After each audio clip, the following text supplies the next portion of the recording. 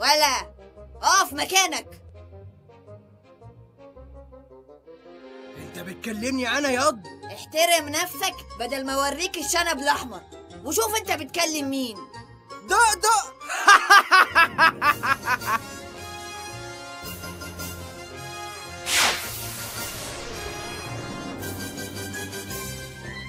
مدرس يعطي الحصة للطالب ب25 جنيه، وفي المجموعة 6 طلاب، وفي اليوم 6 مجموعات، ومرتبه من المدرسة 300 جنيه، ويهسم 600 جنيه علاج وأدوية، و1500 جنيه مصاريف البيت والأولاد.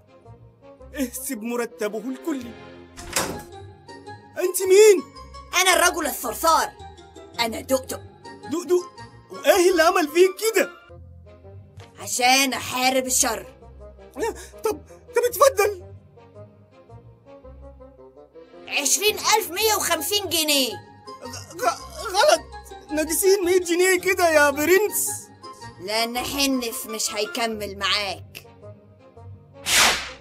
أنا كده خلصت لك كل الجزئيات الصعبة بالمنهج، والامتحان أهو معاك، ونوزت حاجة تانية موبايلي برضو أو معاك.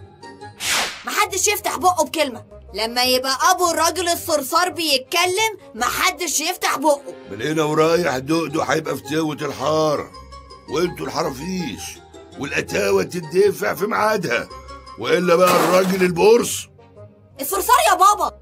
الراجل الصرصار هيعلمه الادب. هو ايه؟ افترى يعني؟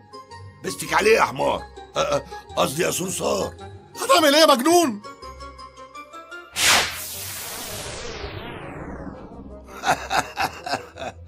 ابن من شنبي، قصدي من صلبي. سيبه يا دقدق. هو عم صبري وابن دقدق أشاعوا الفتنة وعاثوا فسادا في الحارة، أغلقوا المداخل والمخارج، وشردوا الأطفال والنساء، وأذلوا الرجال. هل هذا يعقل؟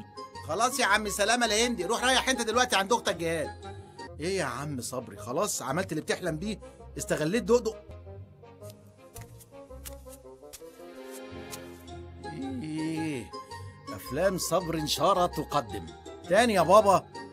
خلاص يا دقدق سيبه، هيدفع المرة الجاية.